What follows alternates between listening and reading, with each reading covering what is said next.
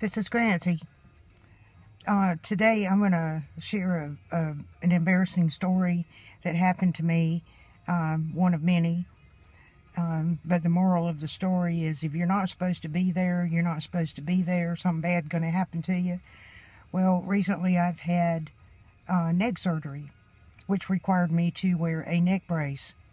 And of course, with a neck brace on, you're not supposed to drive, obvious reasons. You can't go either way.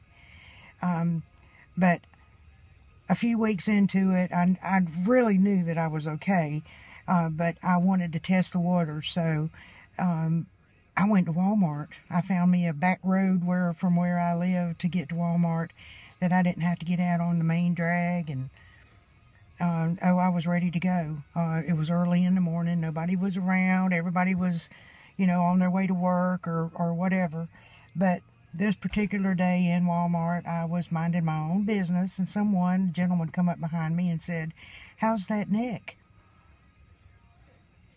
Well, I just turned around at a glance, but I never made eye contact because I was so embarrassed, and I had no idea who exactly it was. But I stood there. He came around to my side of the cart, and I just kind of glanced up at him, but I really kept, talking to him, but looking around the store, kind of like what I'm doing now. And I never did make, like I said, eye contact with him. And I was talking to him as if he was someone else in the church. I thought that he was the anesthesiologist that actually put me out for my surgery. And that particular day, they actually let me go home after they gave me the anesthesia because an emergency or something happened with the doctor.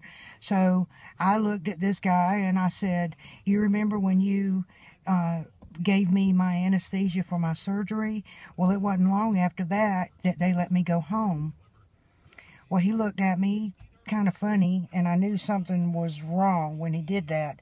But he said, "Yeah," he said, "we got to get him in, we got to get him out." And I thought, oh my gosh, this is not Todd, the anesthesiologist that goes to my church. So, needless to say, I was so embarrassed. And he walked off. I'm sure he was very embarrassed too. But he went on ahead and walked off.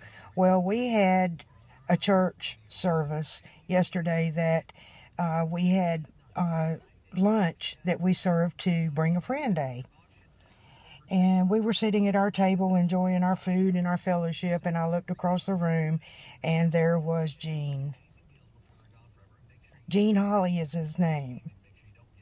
The only thing that Gene Holly and Todd, that I'm referencing as my anesthesiologist, that I mistakenly thought was him at Walmart, the only thing that they have in common is a bald head.